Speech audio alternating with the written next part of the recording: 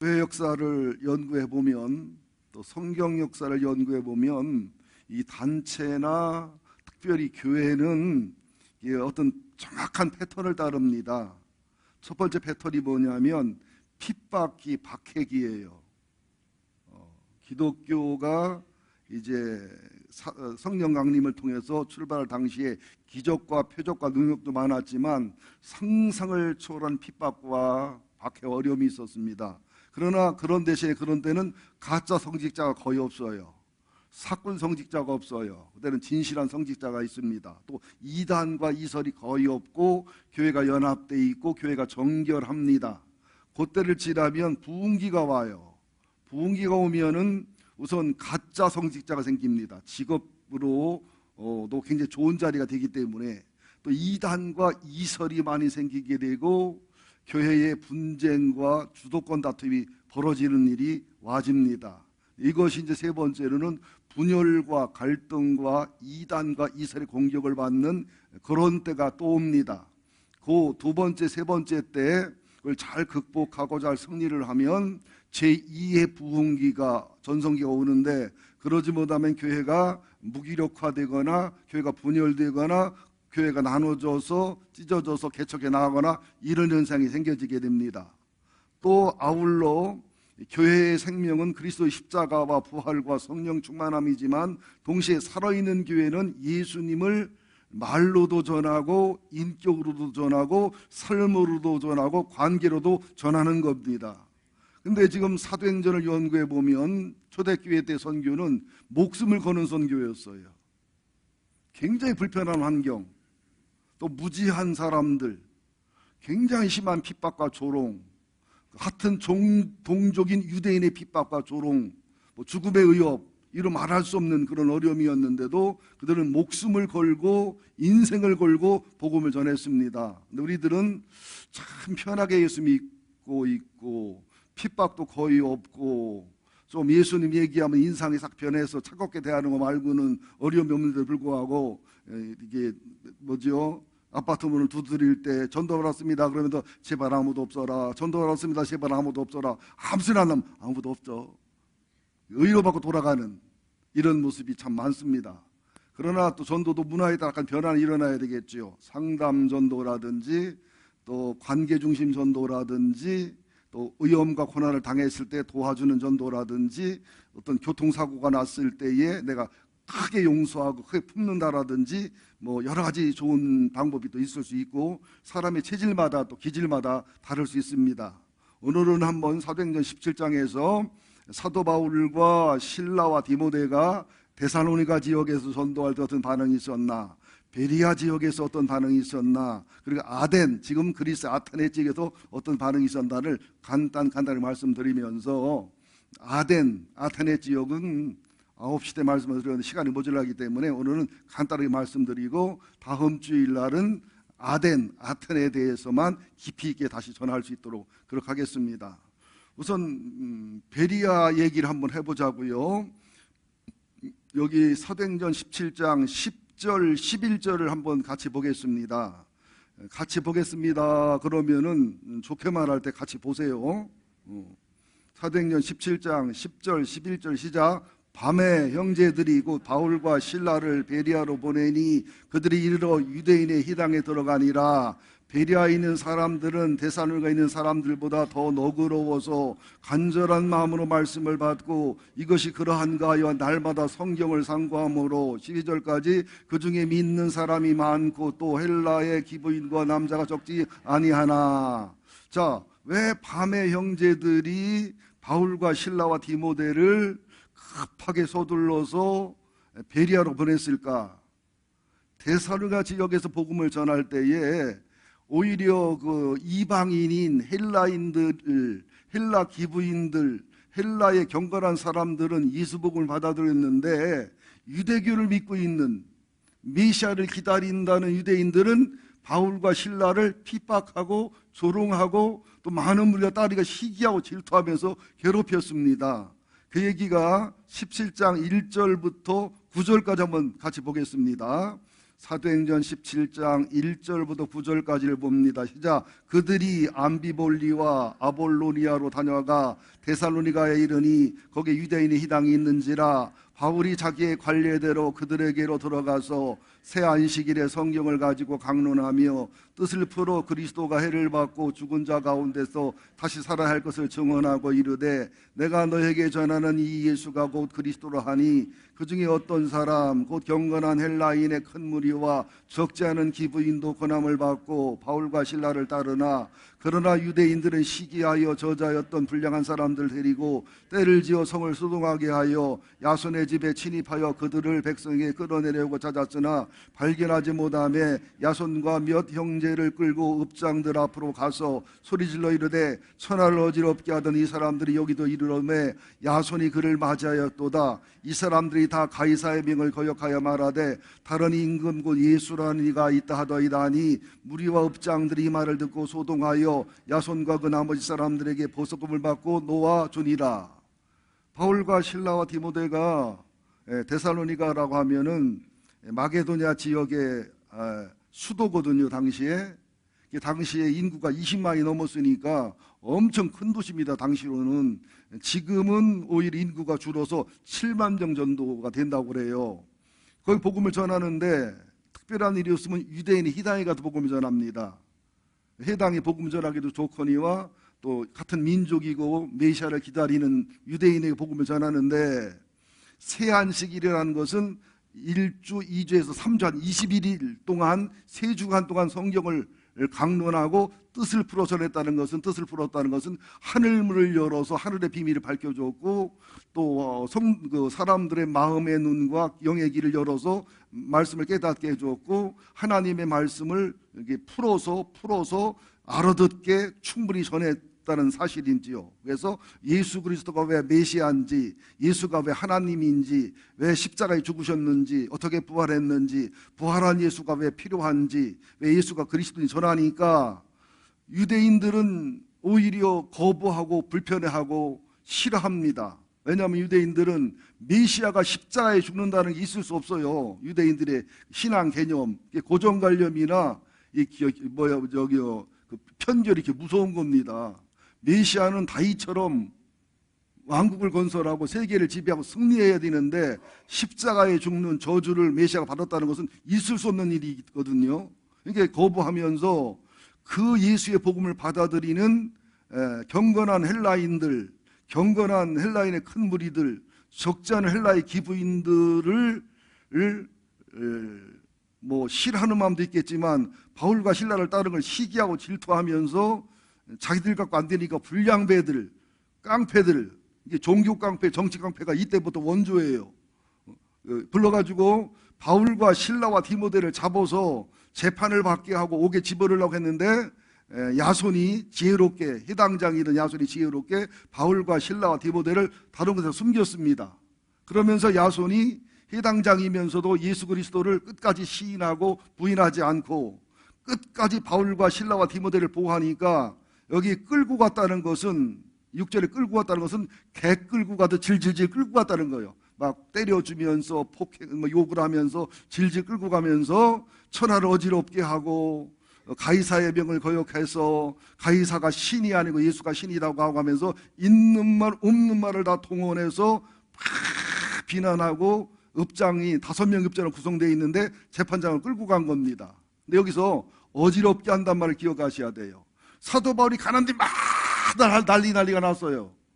막 은혜 받고 좋아하는 사람, 막 욕하고 비난하는 사람, 무관심한 사람, 또 듣겠다는 사람. 왜 그러냐면 반드시 진리가 임하면, 반드시 성령이 역사하면, 하나님의 진리가 증거되면 사람들의 영혼이 다 드러나게 돼 있어요. 베리아 지역에서도 그러잖아요. 너그럽고 신사적이란 말을 하는데 데살로니가 지역은 강팍하고 교만한 마음이 유대인들이 많았는데 데살로니가 지역에 사는 사람들에 비해서 베리아 지역에 사는 유대인들과 선민들은 마음이 신사적이 부드러워서 말씀을 받아들이고 은혜 받고 감동받거든요. 예수님 여하이도 보면 돌밭, 길밭, 가시밭, 옥토 이게 나눠지잖아요. 그래서 진리가 증거되고 말씀이 증거되면 영혼의 본색이, 사람의 본색이 다 드러나게 돼 있다는 거예요. 여러분 말씀 들을 때에 제가 설교를 잘못하거나 과격하게나 귀에 거슬러서 은혜 받지 못할 수도 있지만 그건 5% 10%도 안 되고 여러분 영혼이 반응하는 거예요. 괜히 화가 나고 부담스럽고 짜증나고 지루하고 괜히 그냥 귀에 걸리고 그것은 가닥스러운 내 성질도 있는 거예요. 또 내 나름대로의 틀이 있어가지고 안 맞으면 속상하기도 하고 내 나름대로 율법이 있어가지고 거기 안 맞으면 또 화가 나기도 하고 또 그냥 설교는 15분 20분만 해야 된다는 고정관념이 있어가지고 25분 30분 넘으면 설교는 좋은데 길어서 병이요 막 이런 마음이 들으면 그때 은혜가 안 됩니다. 맞죠? 어디 성경에 15분만 설교하라고 했어요. 어떤 목사님 설교하다가 12시 되면 딱 마치고 10도 안 돼. 그럼 12시 딱 되면 성령님이 알았어 하고 떠나시나 딱 12시에. 길게 하는 건 좋은 게 아니지만 성령을 따라 말씀을 전해야 되는 거예요. 제가 변호인이라는 영화를 오랜만에 촌스럽게 봤어요. 또 남한산 형도 보고 일부러 설교와 예화를 위해서. 변호인에 보니까 송강호 나오잖아요. 상고 출신 그저 변호사가 그냥 돈 버는 일에만 집중하고 그냥 그죠? 참 추하게 살다가 그 연결된 친척은 아니지만 연결된 착하고 좋은 아주머니 아들이 억울하게 이제 고난과 고통을 당할 도와주고 뭐 하다 보니까 그 전두환 정권 당시에 정부의 악이나 심한 고문이나 심한 부조리를 발견하면서 그죠? 목숨 걸고 변호해 나가는 장면이 나오잖아요. 그게 바로 전도한다는 뜻이에요. 그게 바로 선교한다는 뜻이에요. 그게 바로 설교한다는 뜻이에요. 사실에 입각해서 진실에 입각해서 진리에 입각해서 사실대로 변호해가는 모습이잖아요. 영원히 이렇게 통쾌하고 막 99명이 같이 연대 서명하고 막 멋지게 끝나지. 현실은 그렇지 않지요. 잘못하면 지도새도 모르게 같이 고난당할 수 있는 거지만 이제 사실과 연출이 섞여 있지만 그 변호인 그게 바로 순교한다, 선교한다, 전도한다, 설교한다 그런 뜻입니다. 예수님을 변호하는 거예요. 예수님의 십자가와 예수님의 부활을 증인하고 증언하는 거예요. 그러다 보면 죽을 수도 있고 감옥에 갈 수도 있고 환영받을 수도 있고 핍박받을 수도 있고 조롱받을 수도 있고 그게 바로 이게 증언하는 거, 선교하는 거, 전도하는 거, 설교하는 거 그런 마음이기 때문에 저도 그냥 송강호다 생각하시고서 멋있다 생각하시고서 은혜 받고 감동 받아 주시기를 예수 이름으로 축원드립니다. 보는 우리는 막 감동이 되고 막 감격이 되고 은혜가 되지만 그 재판관에 검사를 열불나잖아요. 패주기도 하고 막 협박도 하고 별짓 다 하잖아요. 여러분이 눈으로 째려봐도 소용없어요. 저는 그냥 변호인으로 살다가 죽을 예정이니까 그냥 너그럽게 마음을 품어주시기를 예수 이름으로 축원드립니다. 그래서 찾다 못 찾으니까 야손을 끌고 가서 또 재판하고 조사해보지만 야손이 뭐 죄가 있나요? 무슨 잘못이 드러나나요? 그러니까 보석금을 많이 받고 놓아준 거예요.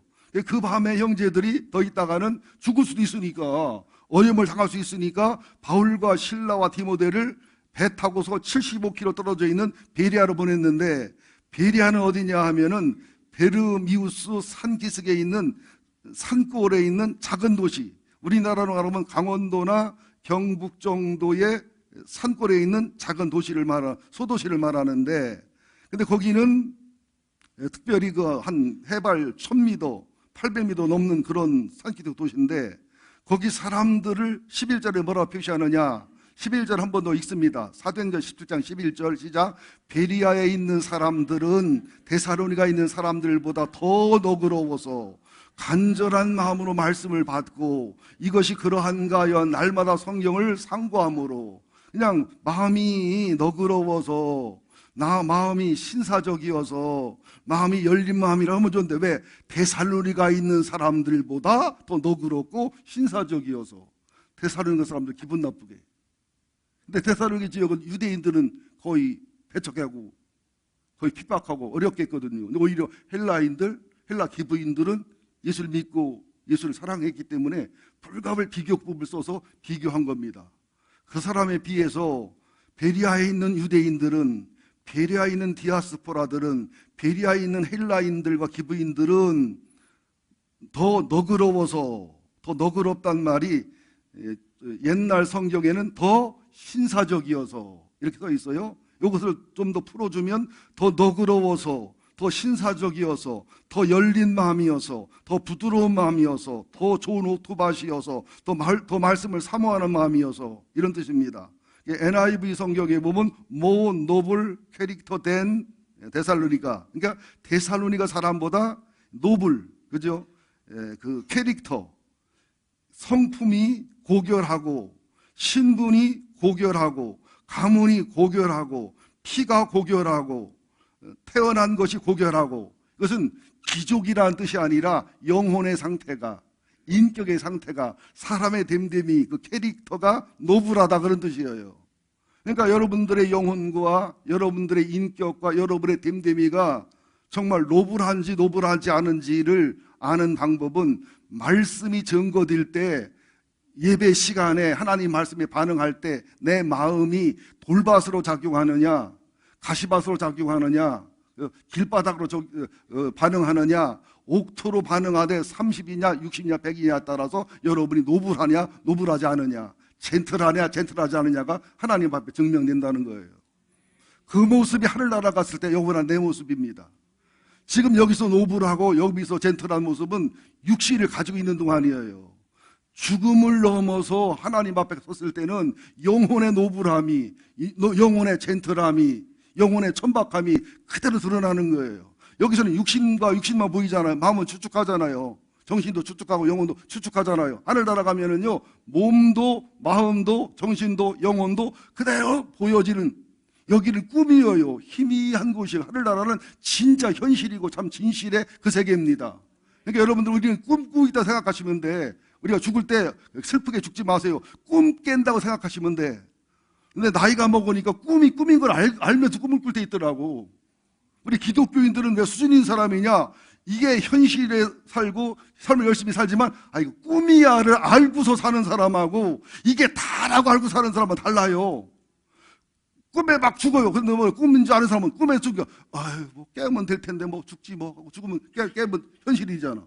근데 꿈인 줄 모르는 사람은 막 죽어서 어떡하나, 이거 큰일 났네. 그러면 죽으면 식은땀이 팍 나서 깨잖아요. 나는 식은땀이 안 나. 왜? 꿈인 거 알고 꿈을 꾸니까. 그러니까 그리스도인들은 이 현실 3차원 4차원 세계가 꿈이라는 걸 알고 사는 사람들이에요. 나그네 길임을 알고 사는 사람들이. 죽음이 아니에요. 그냥 꿈 깨는 거야. 죽을 때, 잘 때는 우리 죽자, 아침에 깰 테니까. 그런 믿음. 그래서 나를 믿는 자는 죽어도 살겠고 살아서 나를 믿는 자, 참 믿음, 성숙한 믿음을 가진 자는 영원히 죽지 않는다. 죽음이라는 게 없어요. 그냥 죽음이라는 단어를 쓰는 것뿐이고 장례식 하는 것뿐이지, 헌옷 벗고 겉옷 벗고 새 옷 입는 거, 육체는 영혼의 옷이어요. 그런 믿음과 신앙의 마음을 가지시기를 예수 이름으로 축원드립니다. 그러니까 여러분들이 말씀을 들을 때 졸거나 딴 생각하거나 설교를 안 듣거나 시계 쳐다보고 짜증내는 것은 노블하지 않다는 거예요. 젠틀하지 않다는 거예요. 캐릭터가. 아멘 했어요. 졸기만이야. 물어볼 거예요. 무슨 캐릭터냐고. 그게 좋은 캐릭터도 여럿이요. 이거 머리 때문에 안 되거든요. 또 내려와서 이거 핀을 꼽던지 머리를 밀던지, 그럼 또 주지 박 목사로 소문날까봐 밀 수도 없고.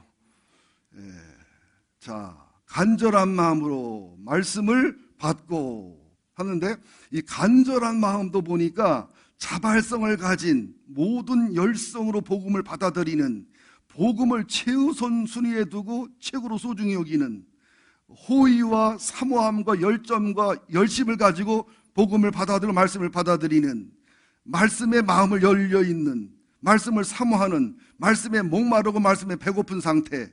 이게 헬러로 피세스 프로디미아스 그러는데, They received the message with great 이거미스 그러는데, 열심과 열망이 대단히 컸다, 그런 뜻입니다. 시편 1편을 보거나 시편 110편을 보거나 데모데후서 3장을 보거나 에베소 6장을 보면 말씀을 사랑하는 자의 복이 나와요. 말씀을 묵상하는 자의 복이 나와요. 말씀이 얼마나 능력과 권능과 인생을 바르게 살게 하는지. 말씀은 성령의 검이다. 다른 건 다 방어무기인데 말씀만 방어와 공격무기라는 말씀이 나옵니다. 말씀을 사랑하시고, 말씀을 사모하시고, 말씀을 묵상하시고, 말씀을 연구하시고, 말씀을 암송하시고, 말씀을 읽으시는 길을 예수 이름으로 축원드립니다. 지금 노블한 사람들만 아멘하지 언노블한 사람들은 아멘을 안 해요. 생각해봐. 젠틀이 신사적이라는 거예요. 목사가 이단 소리 아닌다면 아멘 해줘야 신사적인 거지. 별로문 소리 다 해도 집에 가서 웃는디야. 아니 내 충청북도가 들겠더니 막 웃질하노. 너는 웃으려는데 안 웃어. 체면상 못 웃는디야. 그래서 집에 가서 이불 깔다 웃었어요. 이불 덮고 웃었어요. 예, 그러면서 이것이 그러한가 하여 날마다 성경을 상고함으로, 이렇게 이제 중요한 건강도는 너그럽고 신사적이고 열린 마음으로 말씀을 받아야 되는데 간절한 마음으로 말씀을 받아야 됩니다. 그러면서 그걸 끝나면 안 돼요. 이것이 그러한가 하여 날마다 성경을 상고함으로 아나크릿 논테스 아나크리노, 자세히 연구하고 자세히 조사하고 자세히 공부하고 자세히 성경을 확인한다, 이런 뜻입니다. 이사야서 34장 16절 17절에 보면 성경은 빠진 것이 없다. 주님 말씀에 모았기 때문에 성경서를 맞게 돼 있다. 성경은 성경으로 풀어야 된다는 사실이죠. 여러분, 이단들을 아는 방법은 쉬워요. 얼마나 쉬우냐? 성경을 한 번만 읽은 사람이라면 이단 알 수 있어요. 성경의 전체 흐름을 아는 사람은 이단 알 수 있어요. 어떻게? 정통 기독교는, 또 건강한 교회는 성경 66권 전체가 모순되지 않게 전체를 믿어요. 창세기가 계시록이고 계시록이 창세기고, 민수기가 신명기고 신명기가 마태복음이고 마태복음이 빌립보서고 빌립보서가 계시록이고 계시록이 요한복음이, 이렇게 맞춰주는데, 이단의 특징은 뭐냐? 성경은 따로 딱 놓고 자기들의 교리와 자기들의 사상과 자기들의 이론을 놓고서 성경을 다 짜 맞추기 해요. 이렇게 얼마나 딱딱 맞는지 몰라요. 기가 막혀요. 그런 거였어요. 놀랍네. 기성교는 몰랐는데 와우 놀래요. 나중에 보면은 성경 전체하고는 안 맞아요. 성경 전체는 모순이 돼요. 그런데 자기들의 말한 성경, 자기들 말한 이론과 교리에 놓고서는 거기다 맞추면 그 딱딱 맞지요. 여러분들, 이단의 특징이 뭐냐? 성경을 성경대로 믿고 따라가는 게 아니라 성경을 내 사상과 이론과 내 교리에다가 성경을 써먹는 게 이단이에요. 이거 쉽잖아요. 하나님 말씀은 보태지 말고 빼지 말라겠어요. 하나님 말씀에. 그럼 저주받는다는 거예요.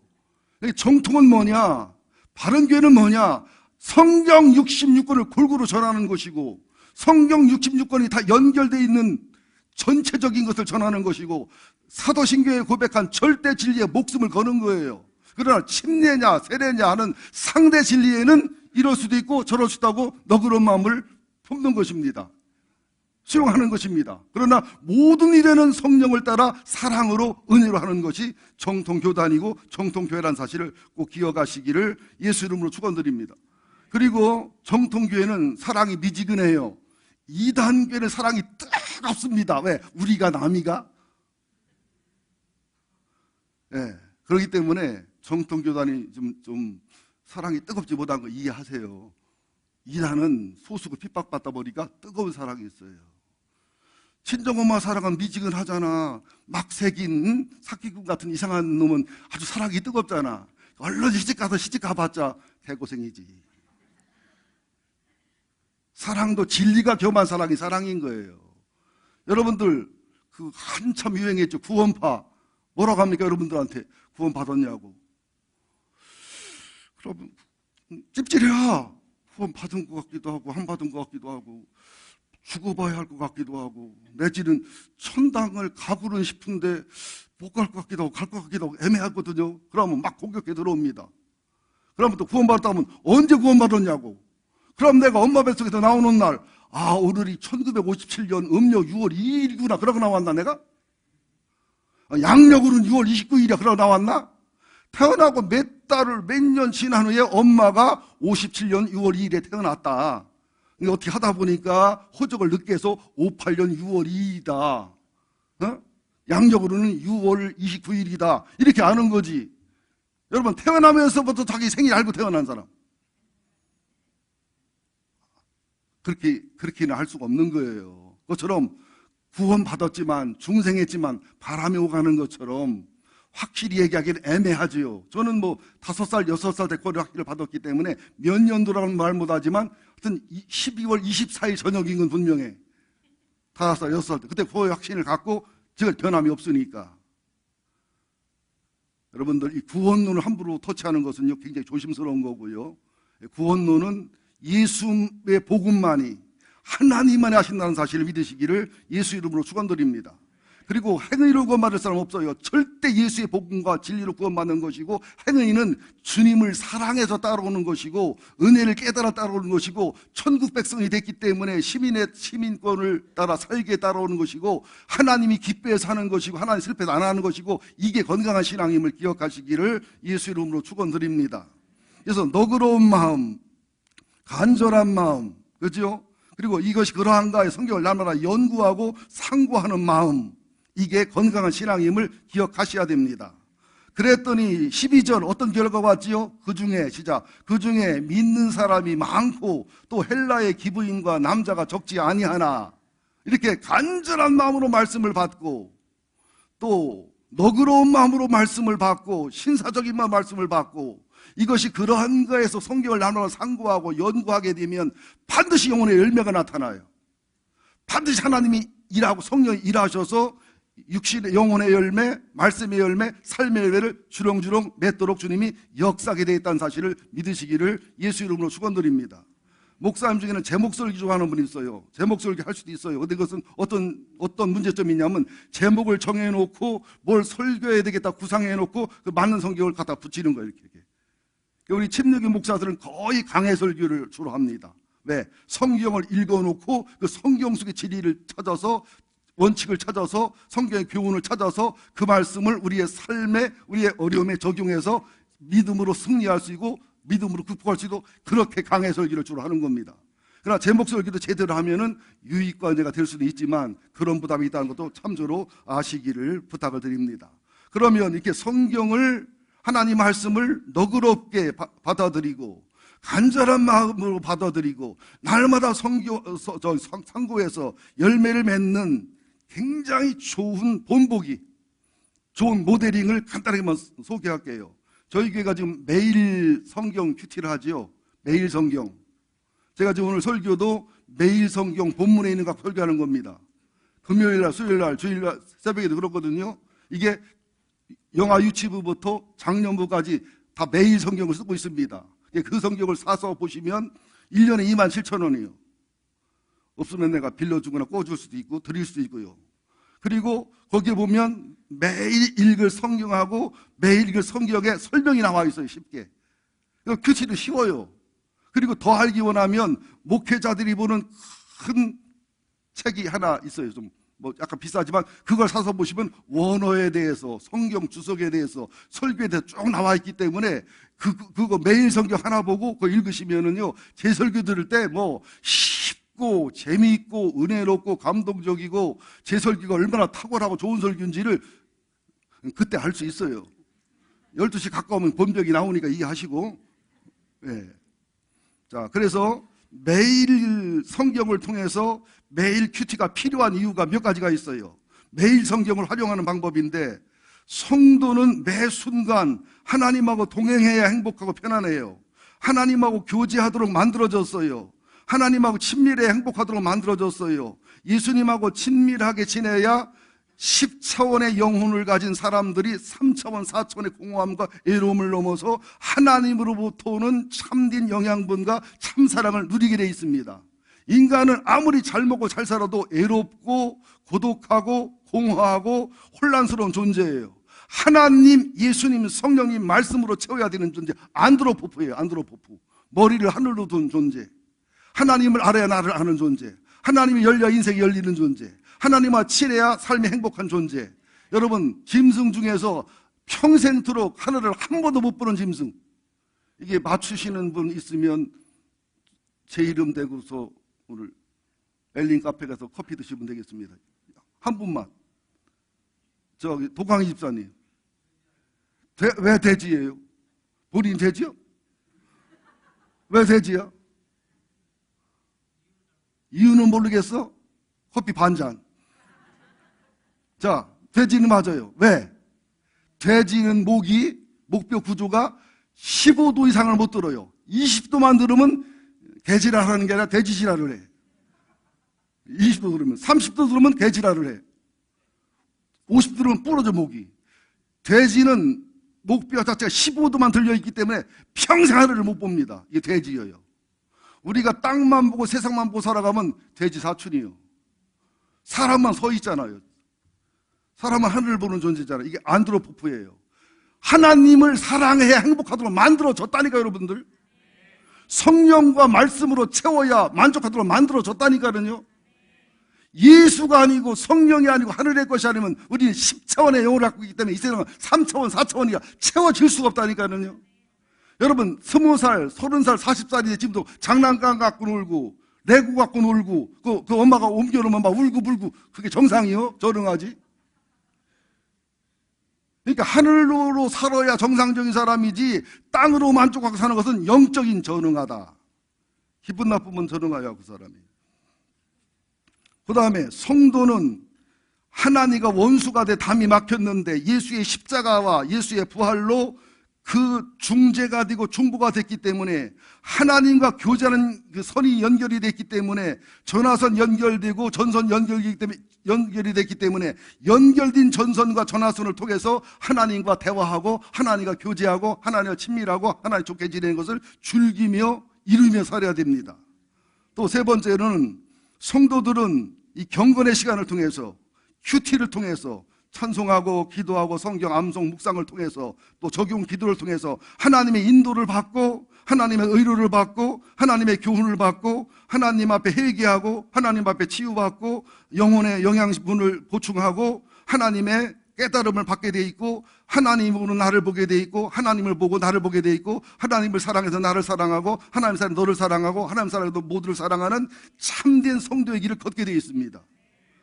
그래서 아침밥을 먹는 것처럼 점심밥을 먹고 저녁을 먹는 것처럼 매일 큐티, quiet 타임이에요. 매일 경건의 시간은 소중하고 귀중한 겁니다. 그럼 매일 큐티라는 실제적인 방법이 있잖아요. 어떻게 해야 되냐? 매일 성경을 가지고 매일 경건의 시간을 갖는 실제적인 방법. 첫째, 결단. 작심 3일도 괜찮아요. 3일은 하잖아. 3일 하고 작심 끝나자 또 3일 하면 돼. 작심 끝나자 또 3일 하면 돼. 작심 3일을 하잖아. 3일까지 하니까 3일하고 하루 쉬어. 그리고 또 3일하고 하루 쉬어. 작심 3일도 괜찮아요. 그냥 일단 시작하시기를 예수 이름으로 축원드립니다. 그 다음에 일정한 시간이요. 조용한 시간. 가능하면 아침 시간. 한 30분 전에, 출근 전에. 또 여자분들은, 살림하는 여자분들은 애들 학교 보내고 11시쯤이나 11시 반쯤 되면 커피 한 잔 딱 먹으면서 뭐 영화를 한 편 보거나 영화를 한 편 때리거나 뭐 전화를 하거나 이러지 말고 그때 경건의 시간을 가지면 좋잖아요.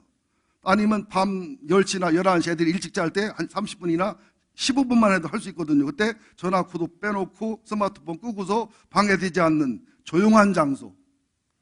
이게 매일 큐티의 실제적인 방법입니다. 순서는 뭐냐? 제일 먼저 찬양하는 거예요. 경배는 하나님의 거룩함과 하나님의 속성을 높이는 거고 찬양은 하나님의 하신 일을 높이는 거고 복음성가는 우리가 경험하고 우리가 체험하는 하나님, 우리의 형편과 처지 함께하는 하나님을 노래하는 거고 이게 약간 다릅니다.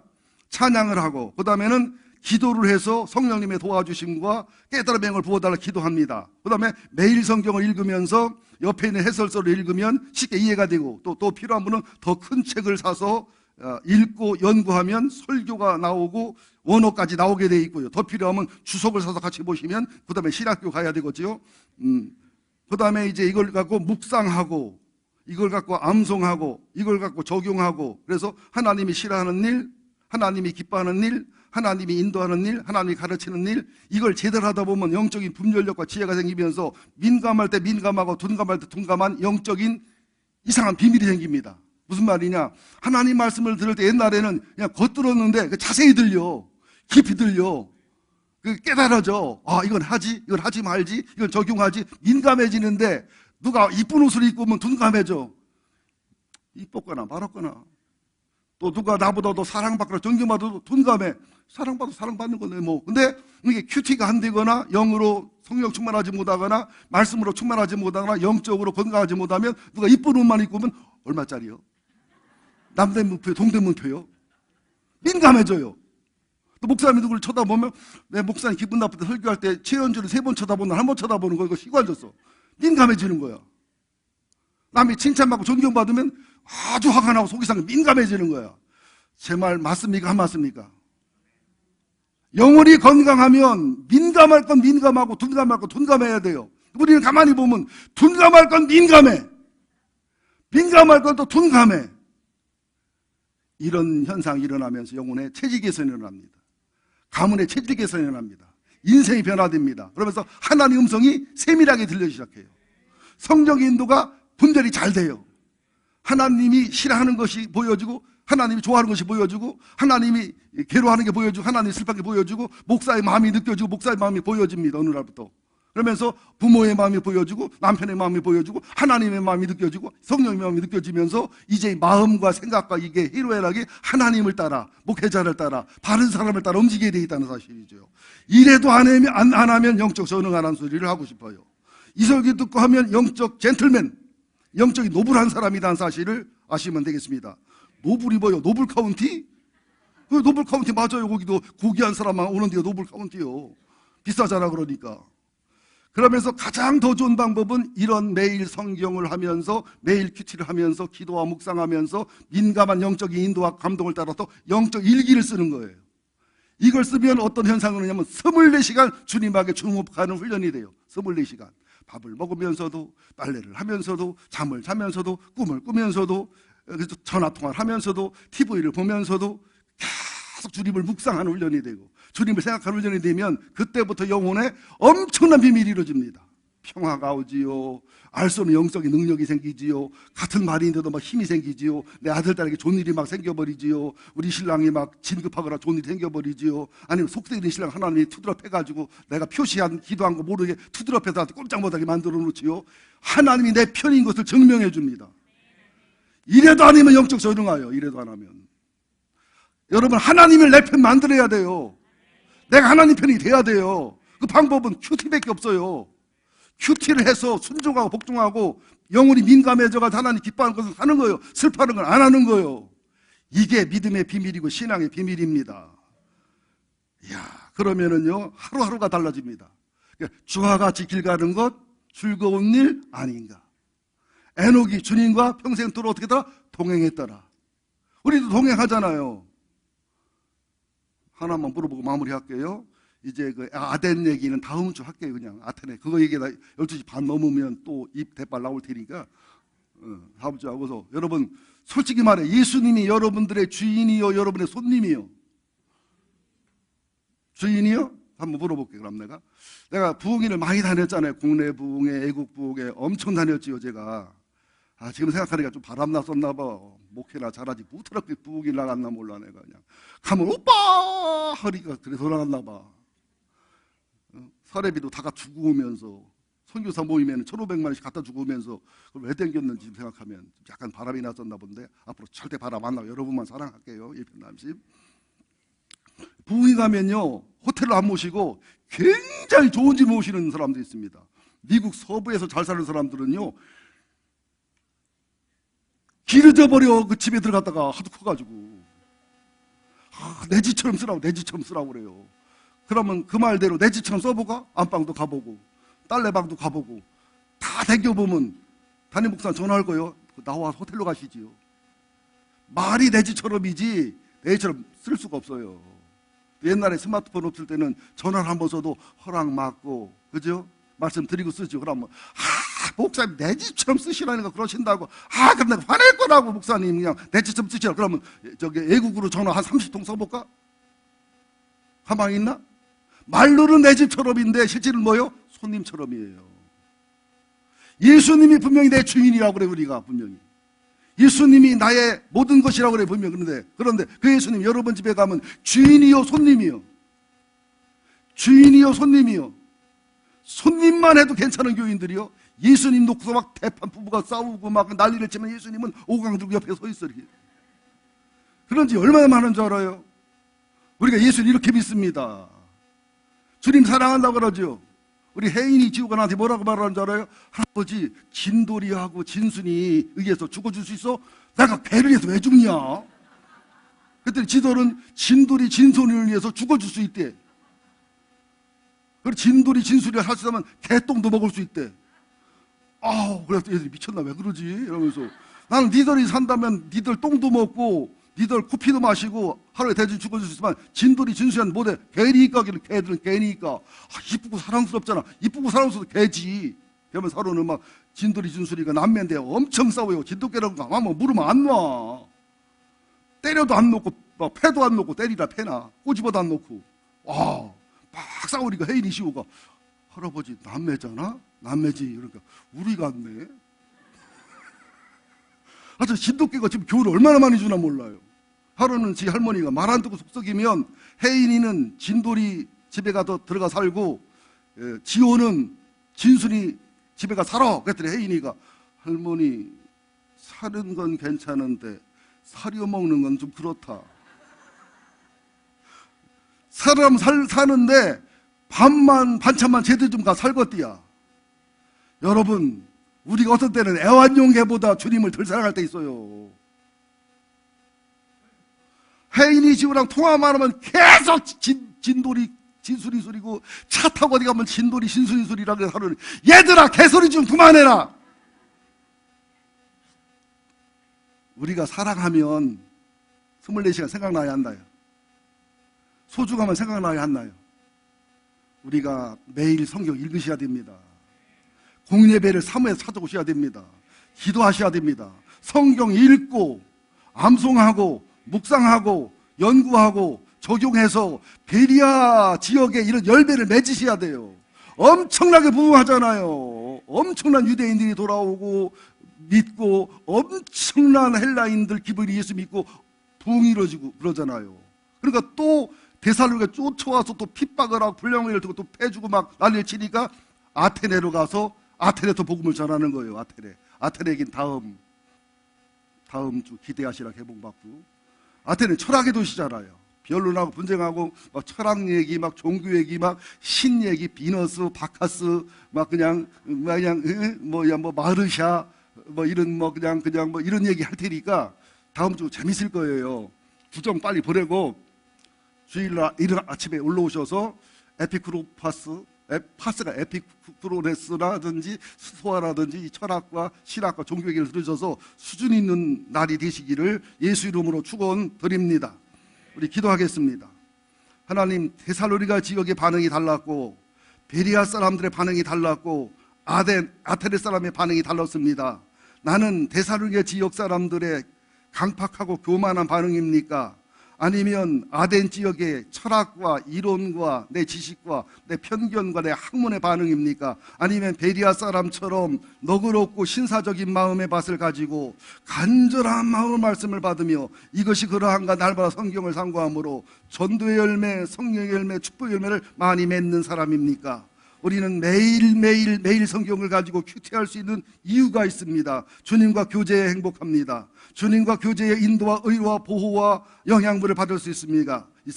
주님과 교제하는 건 특권이고 복 중에 복임을 알게 하여 주옵소서. 결단하게 하시고 일정한 시간을 정하게 하시고 조용한 장소를 찾게 하셔서 찬송하며 기도하며 읽고 묵상하고 암송하고 해석하고 적용하고 또 기도하고 간구하고 중복 기도하고 결단하고 찬양하고 이렇게 믿음으로 살게 하여 주시옵시고 신앙 일지 믿음의 일지를 기록하여 24시간 주님을 묵상할 수 있는 24시간 주님을 바라볼 수 있는 그래서 주님이 싫어하는 건 나도 싫어하고 주님이 기뻐하는 나도 기뻐하고 주님을 닮아가는 우리가 되게 하여 주옵소서.